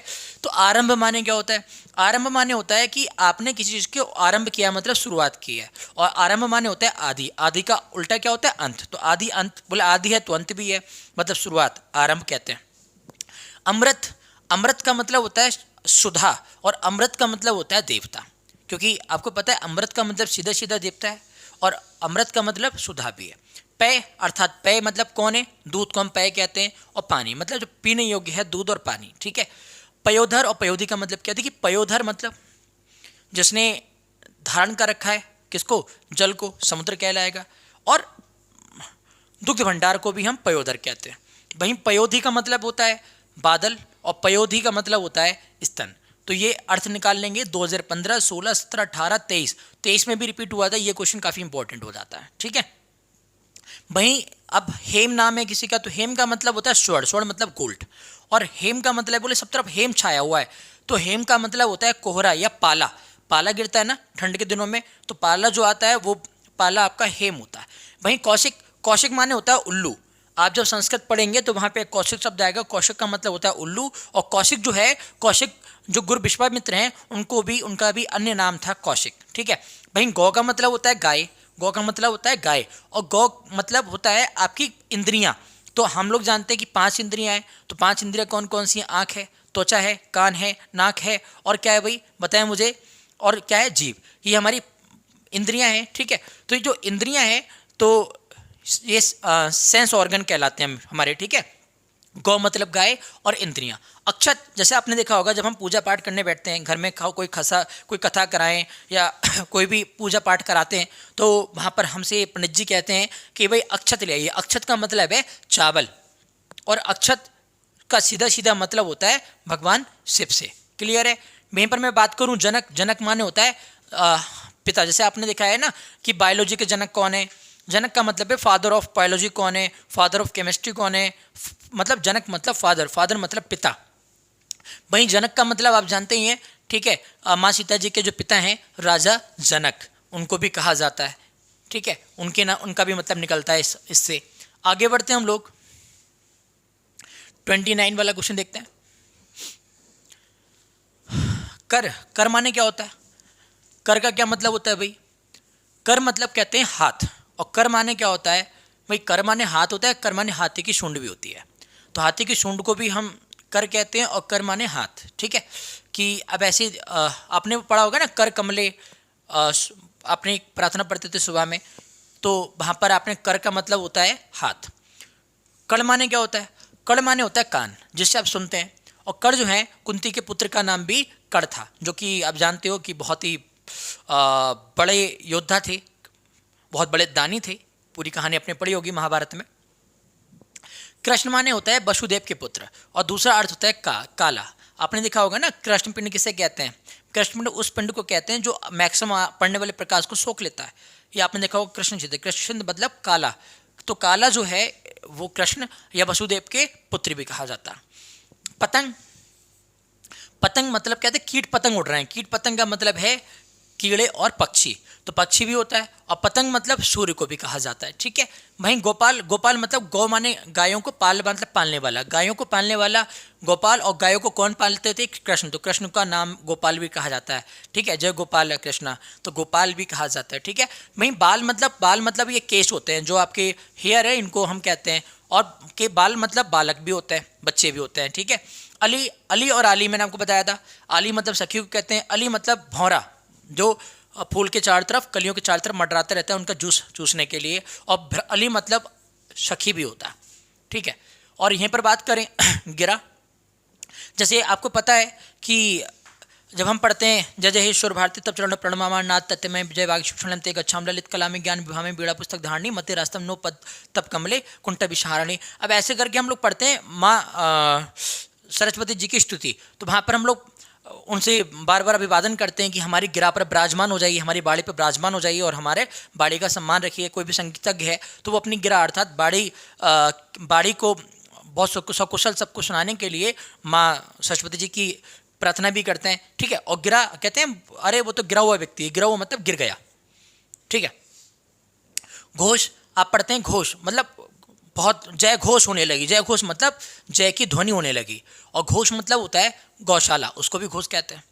गुरु मतलब टीचर, जानते ही है, और गुरु बहुत भारी चीज भी होती है भाई, है ना। गुरु भारी क्यों है, ज्ञान से लदा हुआ प्राणी गुरु है, अर्थात भारी है, शिक्षक। अनुपम, अनुपम कहते हैं अरे बहुत ही अनुपम चीज देख ली हमने, अनुपम मतलब बहुत ही सुंदर, बहुत ही विचित्र, ऐसी चीज जिसका कोई जोड़ नहीं है, बेजोड़ है, एकदम अलग दुनिया की चीज है तो उसे हम बोलते हैं अनुपम। ठीक है, आंख, आंख का मतलब होता है नेत्र, तो जानते ही हैं आप। और साथ ही साथ आपने आलू देखा होगा, तो आलू पे ऐसे करके आंखें बनी हुई होती हैं, है ना, जिसको हम, जो पौधे बनते हैं जहाँ से कली निकलती है, तो जो आलू है, तो आलू में जो आंखें बनी होती हैं, तो आलू की गांठें जो पड़ी होती हैं उसको भी हम आंख कह देते हैं। वहीं पर युक्ति, युक्ति माने उपाय। बोले क्या युक्ति लगाई तुमने इस समस्या की, कोई युक्ति है आपके पास जिससे समस्या सॉल्व हो जाए? युक्ति मतलब क्या उपाय सोचा आपने, और बोले अरे क्या युक्ति बैठाई है आपने, है ना, सब काम हो गया बढ़िया तरीके से। जैसे महेंद्र सिंह धोनी जी खेलते खेलते क्या करते हैं, कोई ऐसी युक्ति बिठाते हैं कि भैया सामने वाली टीम परास्त हो जाती है और खुद विजेता हो जाते हैं, मतलब कोई ऐसा संयोजन बैठाते हैं, कोई एक ऐसा तरीका निकालते हैं जिससे मामला सब सेट हो जाता है। कल, कल का मतलब होता है भाई, हो सकता है आने वाला कल या पिछला दिन, यह कल कहलाता है। और कल मतलब कहते हैं कल पुर्जे, कल पुर्जे मतलब मशीनों के पुर्जे, तो मशीन या चैन को भी हम कल कहते हैं।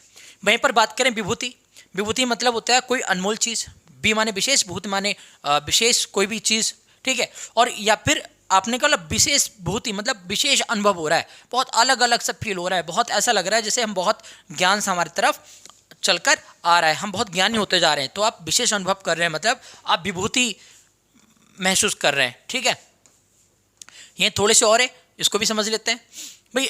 सुरभि का क्या मतलब है? सु माने अच्छी, सुर मतलब सु माने अच्छी होती है, रवि मतलब, अब सुरभि का मतलब होता है सु माने अच्छी, रवि माने गंध, महक, तो सुगंध भी कहते हैं। और सुरभि मतलब कामधेनु अर्थात गाय को भी कहते हैं। अनल, अनल मैं आपको बता चुका था कि अनल मतलब आग होती है, और अनल मतलब पाचन शक्ति भी होती है। आपको पता है कि हम कोई भी चीज़ खाते हैं वो हमारी पाचन शक्ति में, भैया आपको पता है एक जूस होता है उसको आराम से क्या कर देता है, डाइजेस्ट कर देता है। दृग, दृग मतलब नेत्र को भी कहते हैं, और दृग माने दृष्टि भी होती है। ठीक है, तो दृष्टि और नेत्र। अनुकंपा की बात करें, अनुकंपा बोले बहुत अनुकंपा है भगवान की, मतलब बहुत कृपा है, बहुत दया है, या बोले आपसे बहुत हमें अनुकंपा है, मतलब बहुत सहानुभूति है आपसे, बहुत सिंपैथी है। विधि, विधि मतलब विधि के विधाता, विधि मतलब विधाता, ठीक है। और विधि मतलब कानून भी होता है, कानून की जो पढ़ाई करते हैं वो विधि की पढ़ाई करते हैं, लॉ की। अनुरूप, बोले आप इसके अनुरूप हैं, अनुरूप मतलब आप इसके बहुत योग्य हैं, अनुरूप मतलब होता है योग्य, या आप बोले आप बिल्कुल अनुरूप हैं, आप मेरे भैया के अनुरूप हैं, मतलब भैया के समान हैं, तो उसका मतलब है समान या योग्य, अनुरूप का मतलब होता है। वहीं पर बात करें अभियोग, अभियोग मतलब बोले वो अभियोग लगा दिया, अभियोग मतलब आरोप लगा दिया, ठीक है। और अभियोग मतलब उन पे तो अभियोग चल रहा है, अभियोग मतलब मुकदमा चल रहा है। हंस, हंस का मतलब होता है कि भाई मुक्तात्मा, अर्थात जो आत्मा से मुक्त है उसे हम हंस कहेंगे, ठीक है। और हंस पक्षी का भी नाम होता है। हार की बात करें तो हार क्या है? हार मतलब जैसे पुष्पहार, फूलों का हार, या आपकी हार हो गई है मतलब पराजय हो गई है, ठीक है। अब तीर, तीर का मतलब क्या होता है? तीर का मतलब होता है बाढ़, तीर का मतलब क्या होता है?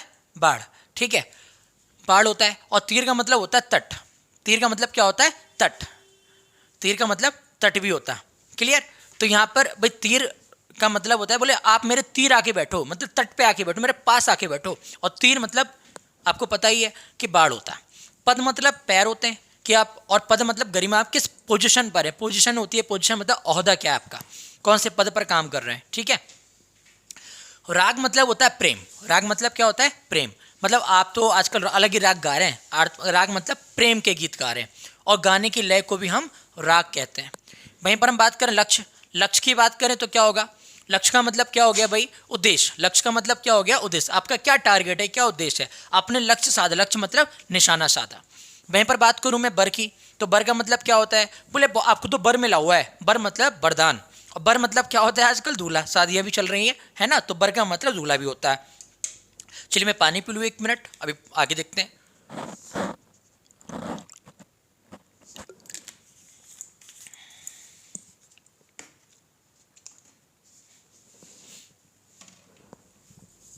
आगे देखते हैं, आगे क्या है? साधना, साधना मतलब उपासना। बोले आप तो साधना में डूबे रहते हैं, मतलब उपासना में डूबे रहते हैं, भगवान की स्तुति करते रहते हैं, और बोले आपने इतना साधा, मतलब बार बार साध रहे हैं, मतलब अभ्यास कर रहे हैं, ठीक है। तो अभ्यास करने से कहते हैं ना हर असंभव चीज़ भी संभव हो जाती है। सोम मतलब आपको बताया था चंद्रमा, और सोम मतलब होता है स्वर्ण। ऐसे स्नेह माने होता है प्रेम, और स्नेह माने होता है आप चिकनाई, आप कहते हैं ना बहुत ही स्नेह है, स्नेह मतलब बहुत ही चिकनाई है, तो जो भी लुब्रिकेंट्स हैं उनमें बहुत स्नेह होता है, स्नेह का मतलब है, ठीक है। चिकनई। ऐसे ही तात मित्र कुल, अभी देखिए थोड़े से और हैं बस, इसको समझने के बाद हम अगला टॉपिक पर पढ़ेंगे। तो तात, तात माने पिता भी होता है, और आपको पता है कि बड़े भाई को भी हम तात कह देते हैं। क्लियर। मित्र, मित्र मतलब सूर्य, सूर्य को हम मित्र भी कहते हैं, और मित्र माने दोस्ती भी होता है, सखा। ठीक है। कुल, बोले कुल कितने पैसे हैं? कुल का मतलब, कुल बताओ, कुल का मतलब पूर्ण बताओ, कंप्लीट जोड़ जाड़ के, और कुल मतलब वंश भी होता है। वहीं हम बात करें आगे माधव। माधव का क्या मतलब है? माधव मतलब बसंत, माधव मतलब बसंत। किसी का नाम माधव है मतलब बसंत ऋतु जो होती है ना, बसंत ऋतु, उसकी बात करें। और माधव भगवान श्री कृष्ण जी का भी एक नाम है माधव। अनंत की बात करें, जिसका कोई अंत ना हो, अर्थात असीम। ठीक है। और अनंत मतलब कौन है? आकाश है, तो आकाश को भी कहते हैं। वहीं हम बात करें घनश्याम, मतलब जो श्याम रंग से घना है, घना मतलब काला बादल, अर्थात श्री कृष्ण जी का नाम भी है और काला बादल। बोले किस गति से चल रहे हो? मतलब गति मतलब चाल, और तुम्हारी तो गति खराब चल रही है, तो दशा या हालत खराब चल रही है। वहीं पर बोलते हैं कपि। कपि माने होता है बंदर। भाई आपको पता है कपि भी, कई बार आप जब पढ़ते हैं रामायण तो कपि शब्द आता है हनुमान जी के लिए, तो कपि मतलब बंदर। कपि मतलब चंचल भी होता है, कपि मतलब चंचल। आपको पता है कि जो हनुमान जी काफ़ी चंचल प्रवृत्ति के थे। ऐसी कमल की बात करें तो कमल, कमल एक फूल का नाम है, और कमल अर्थात जो निर्लिप्त है, मतलब जो किसी में लिप्त ना रहता हो, जो किसी दुनियादारी में ना रहता हो, वो कमल कहलाता है। भाई नदी, नदी मतलब सरिता, नदी मतलब सरिता, और अधिक मात्रा भी होती है तो हमसे कहते हैं नदी। बोले नदी बह रही, नदी मतलब अधिक मात्रा में उसके पास चीज़ है, तो उसको हम नदी कह देते हैं। पवन, पवन मतलब हवा, और पवन एक देवता भी हैं। ठीक, पवन पुत्र हनुमान कहते हैं ना, तो पवन पुत्र मतलब भगवान पवन भी हैं। वहीं बादल, बादल मतलब मेघ, ये तो आप बहुत अच्छे से जानते हैं। और बादल आच्छादक, अर्थात जिसने घेर रखा है, जो छाया हुआ है, आच्छादक, उसे भी हम बादल कहते हैं। फिर यहाँ पर बात करें हलधर। हलधर कौन है? भाई भगवान श्री कृष्ण के जो बड़े भाई हैं उनका नाम है बलराम। बलराम हल को धारण किए हुए हैं, इसलिए उनको हलधर कहा जाता है। क्या कहा जाता है? हलधर, बलराम जी को। और हलधर, भाई हल को और धारण कौन करता है हमारे यहाँ? भाई कृष्ण, किसान धारण करता है, तो किसान को भी हम हलधर कहते हैं। भाई बार, बोले आज कौन सा बार है? आज सोमवार है, मंगलवार है, तो बार कौन सा है? बार मतलब दिन। बोले उसने तो बार कर दिया, बार मतलब आक्रमण कर दिया, मतलब प्रहार कर दिया। ठीक है, क्या कर दिया? प्रहार कर दिया। बस इतने ही है, इनको समझ लेते हैं।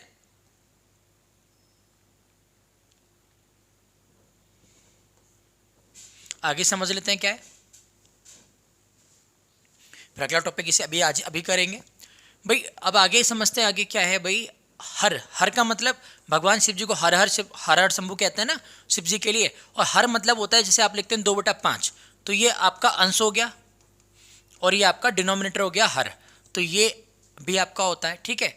संज्ञा, संज्ञा मतलब आप कौन सी संख्या में है? संख्या मतलब चेतना। ठीक। और संख्या मतलब नाम, नाम को भी संख्या कहते हैं। बोले योग, योग मतलब जोड़, जैसे 2 + 2 = 4 होते हैं, तो ये आपका क्या हो गया? जोड़ हो गया। और योग माने क्या होता है? आपको बहुत बड़े योगी हैं, बहुत तपस्वी हैं, मतलब बहुत ध्यान में बैठे हैं, बहुत प्रयोग कर रहे हैं, तो वो योग भी कहलाता है। बड़, बड़ मतलब रंग भी होता है, बड़ मतलब जाति भी होता है, बड़ मतलब अक्षर, जैसे कहते हैं ना छोटा आ बड़ा आ, तो ये आ ये सब क्या है? ये बड़ हैं, लेटर हैं, तो बड़ वो भी कहलाता है। बड़ माने रंग भी होता है, बड़ माने जाति भी होता है कि किस बड़ से हो। पुष्कर, पुष्कर मतलब तालाब को कहते हैं, और पुष्कर मतलब नीलकमल को भी कहते हैं। ठीक है। ऐसे नाक, नाक मतलब नासिका, आपने पढ़ा होगा नासिका सब तो जान पहचान होगी आपकी। और नाक मतलब स्वर्ग भी होता है, कि आपकी तो नाक बहुत ऊंची है, मतलब स्वर्ग के समान है। ठीक है। ऐसी ही बात करें हम मधु, मधु मतलब शहद, मधु मतलब शहद, और मधु मतलब मिठास भी होती है, और फूल का रस भी होता है, तो फूल के रस को भी हम क्या कहते हैं? मधु। वहीं पर हम बात करें रस, रस क्या होता है? जलीय अंश, जैसे कोई तरल फॉर्म में आ जाता है किसी चीज़ का लिक्विड, जैसे आप कोई पत्ता वत्ता है या कोई भी चीज़ को आप जब मसलते हैं, उसका बिल्कुल चटनी बना देते हैं, तो उसमें से एक लिक्विड निकलता है, तो जो जलीय अंश निकलता है, अर्क जैसा निकलता है, वो रस कहलाता है। और रस बोले बहुत ही रस आ रहा है हमें, बहुत ही आनंद आ रहा है, आनंद भी लिख सकते हो, स्वाद भी लिख सकते हो। ठीक है। बोले अंक, अंक माने क्या होता है? अंक माने एक तो संख्या, नंबर लिखते हैं आप, उसमें लिखते हैं अंक 1 2 3 4, ये सब क्या अंक है। संख्या का एक अंक। और अंक बोले अंक भरना मतलब गोद भरना, तो गोद भी शब्द होता है अंक। वहीं बात करें जड़, बोले जड़ बुद्धि है, जड़ बुद्धि मतलब मूर्ख, और जड़ वृक्ष की जड़ भी होती है। वहीं पर बात करें गुड़, बोले आपका तो गुड़ ही ऐसा है, गुड़ मतलब स्वभाव, और बोले ये गुड़ बांधो, गुड़ बांधो का मतलब है रस्सी बांधो, ठीक है। वहीं पर बात करते हैं दाम, बोले दाम कितना है बताओ भाई, दाम कितना है। दाम का मतलब है वो मूल्य पूछ रहा है, प्राइस पूछ रहा है। और बोले अरे आप तो ऐसा फील कर रहे हैं जैसे आप बहुत विशेष दाम रखते हो, मतलब विशेष दाम का मतलब है विशेष आपका इंपॉर्टेंस हो, महत्व हो। वहीं शिखा, शिखा मतलब होता है शाखा और ज्वाला। बोले शिखा, शिखा मतलब ज्वाला, जैसे आप देखते हैं ना कि जब इस तरह से ज्वाला निकलती है, तो ज्वाला जब निकलती है तो उसमें से इस तरह से जो बाहर आती है तो वो आपकी ज्वाला होती है, उसे हम शिखा भी कहते हैं। या आपने देखा वो लौ निकलती है तो ऊपर इस तरह से लौ निकलती है, तो जो लौ निकलती है उसे हम शिखा भी कहते हैं। तो शिखा मतलब ज्वाला भी होती है, और शाखा को भी हम शिखा कहते हैं, ठीक। वहीं पर बात करें पूत, पूत माने पुत्र होता है, बेटा, ठीक है, और पूत माने संतान भी होती है। तो ऐसे पक्ष की बात करें, पक्ष मतलब पंख भी होता है, और बोले किस पक्ष से हो मतलब किस वर्ग से हो, तो वर्ग भी होता है। कांड मतलब आपने कोई कांड कर दिया, मतलब कोई घटना को अंजाम दे दिया। और कांड जैसे सुंदरकांड वगैरह, तो ये सब आपकी क्या है, ग्रंथ का एक अध्याय भी है, उसको कांड कहा जाता है। धरा, धरा मतलब आधार, कौन से धरा, किस धरा पर कूद रहे हो तुम, धरा मतलब आधार, कौन सा आधार है तुम्हारा, धरा मतलब धरती भी होता है, ठीक है। वहीं बात करें भुजंग, भुजंग माने सांप होता है, सर्प, और भुजंग माने सारंग भी होता है, सारंग, ठीक है। पट, पट माने दरवाजा और कपड़ा, ये दोनों चीजें होती हैं। क्लियर है, चलिए आगे बढ़ लेते हैं। देखिए 2 टॉपिक तो कवर हो गया, इनमें बहुत टाइम नहीं लगेगा। ये क्या है, पूरे पूरे वाक्यों के लिए एक शब्द, पूरे पूरे वाक्यों के लिए एक शब्द। तो अब मैंने आपको बोला प्रश्न 11 आएगा आपके हिंदी में, उसे का, ख, ग और घ, ये 4 भागों में डिवाइड होगा। एक पार्ट 2 नंबर का होगा। इस तरह से कुल 8 नंबर का सेक्शन जो है, सेगमेंट जो है, वो मैं आज की क्लास में कवर करने वाला हूँ। तो उसमें निम्नलिखित वाक्यांशों के लिए एक शब्द का चयन करना है। जिसकी इच्छाएं बहुत ऊंची हो उसे हम क्या कहेंगे, माननीय, भैया माननीय तो नहीं कहेंगे। अनंत, अनंत वो होता है जिसका कोई अंत ना हो। इच्छाकु वो होता है जो बहुत सारी इच्छाएं रखता हो। महत्वाकांक्षी मतलब जिसकी बहुत इच्छाएं जो हैं बहुत ऊंची ऊंची हैं, बहुत महत्व रखती हैं, तो महत्वाकांक्षी कहेंगे। जो सामान्य नियम के विरुद्ध हो, जैसे आपने देखा कि आप केमिस्ट्री पढ़ते हैं, फिजिक्स पढ़ते हैं, बहुत सारे साइंटिस्टों ने लॉ लगाए हैं, लेकिन वो लॉ उस पर लागू नहीं होता। लागू नहीं होता तो आप बोलते हैं वो अपवाद है। क्या है, अपवाद, ठीक है। असामान्य वो होता है जो सामान्य ना हो, ये तो नहीं होगा। नियम विरुद्ध वो होता है जो नियम के साथ ना चल रहा हो। अद्वितीय वो होता है जिसके समान दूसरा ना हो। जिसके कोई उपमा ना हो, जिसके कोई उपमा ना हो, भाई अपरिमेय मतलब इसका परिमेयकरण ना हो पाए, भाई जिसकी कोई उपमा ना हो उसे बोलेंगे अनुपम। इतनी सुंदर कला है, मतलब अनुपम बोलेंगे, जिसके समान कोई, जिसके हम उपमा तुलना ना कर सकें किसी से। 100 वर्ष का समय, 100 वर्ष का समय जानते हो, शताब्दी कहलाता है, ठीक है। जो सब कुछ जानता हो, जो सब कुछ जानता हो। सर्वद्रष्टा का मतलब जो सब कुछ देख सकता हो। सब सृष्टा का मतलब जो सब जगह सृष्टि में व्याप्त हो। अल्प की मतलब जो थोड़ा जानता हो, ठीक है। और सर्व की मतलब जो सब कुछ जानता हो। सिंपल सी बात है। जो काम कम बातें करता हो, जो कम बातें करता हो तो वो कंजूस, मतलब कंजूस नहीं है। बाचाल मतलब ज़्यादा बोलने वाला होता है। मितभाषी कहलाएगा। क्या कहलाएगा, मतभाषी। कटुभाषी मतलब जो कड़वा बोले। अभाषी मतलब जो बोलना है भाषा का ही, जिसे बोलने तमीज बोलेगी तमीजी उसे अभाषी कहेंगे हम, ठीक है। ऐसे देखेंगे 7, 8, 9, 10। ये क्या है, अभी अभी स्नान किया हुआ। अभी अभी स्नान किया हो तो शीघ्र स्नान थोड़ी होगा। शीघ्र स्नान का मतलब तुरंत ऐसे मतलब थोड़ी होता है। स्नात भी नहीं होगा, अधिस्नात भी नहीं होगा, सदिस्नात होगा, ठीक है। क्या होगा, सदिस्नात।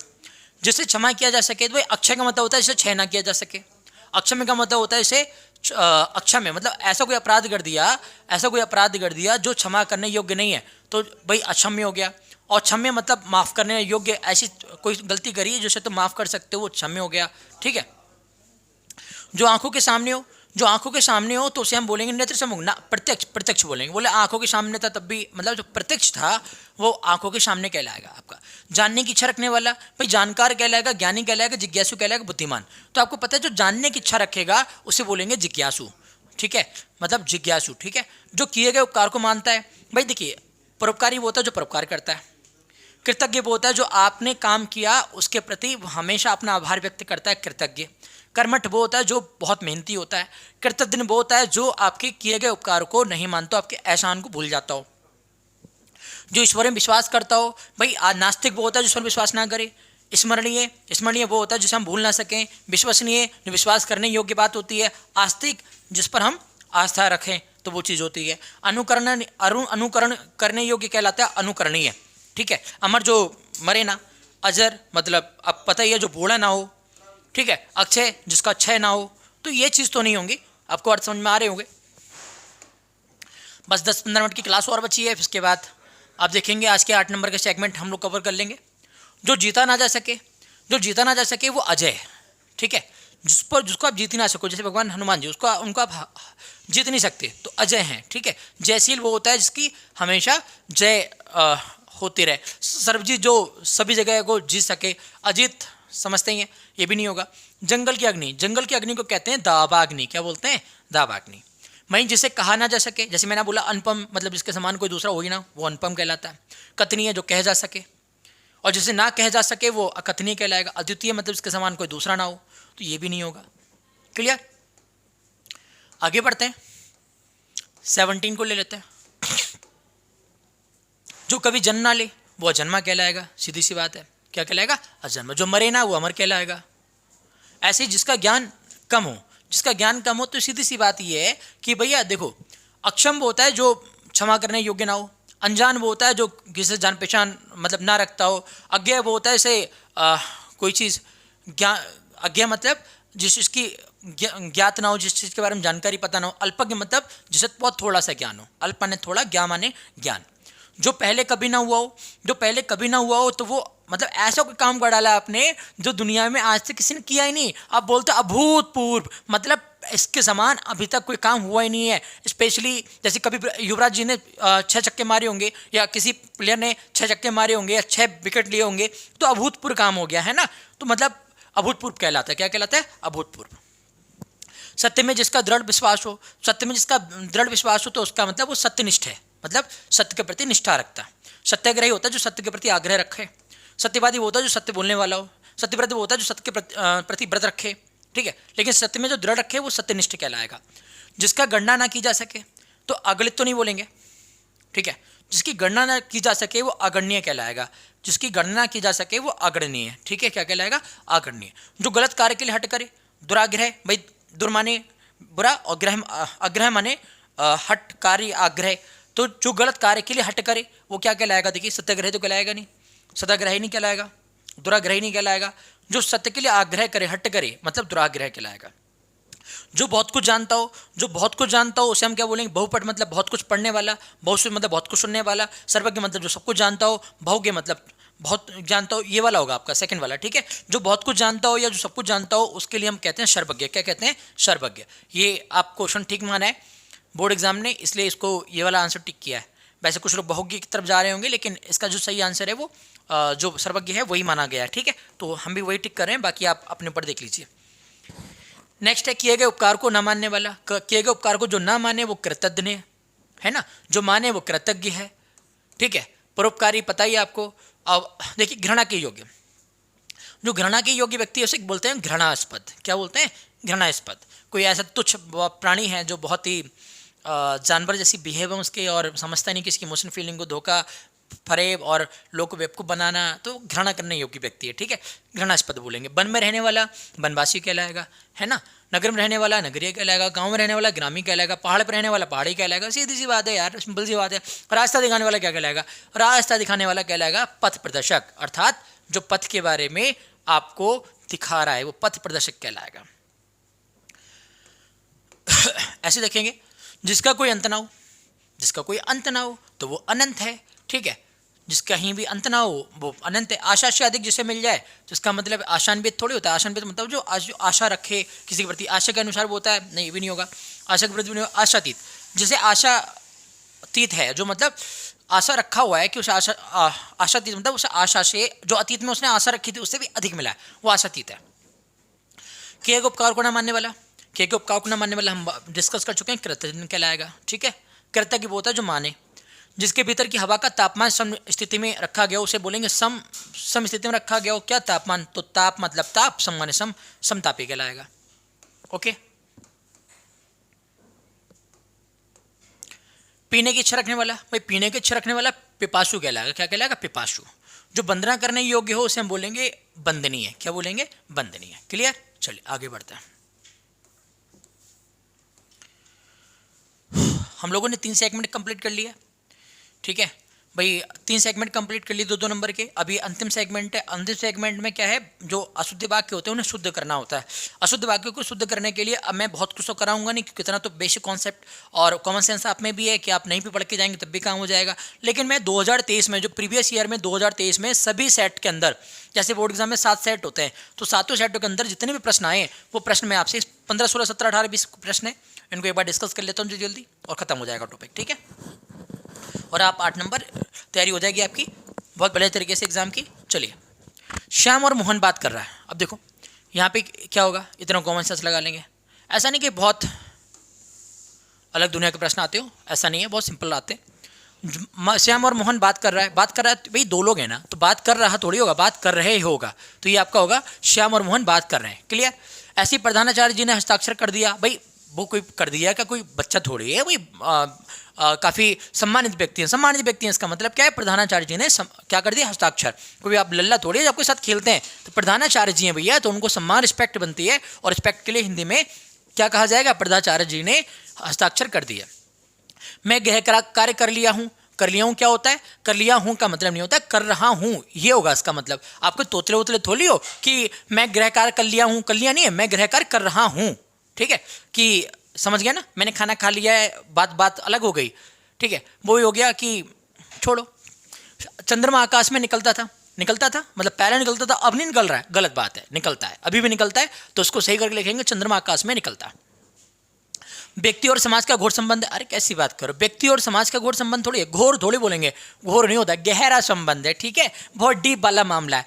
बेटी तो पराया धन होता है मतलब ये लड़की है भैया, बेटी तो होती आएगा, क्या आएगा, होती है, तो ये होगा बेटी तो पराया धन होती है। वहीं पर बात करें, 4 कानपुर के व्यक्ति बोले, 4 कानपुर के व्यक्ति मतलब 4 कानपुर थोड़ी होगा, पहले आएगी जगह का नाम कानपुर, कानपुर के कितने 4 व्यक्ति बोले, यहां पर आएगा ना, सही मतलब तो तब निकलेगा, कानपुर के 4 व्यक्ति बोले।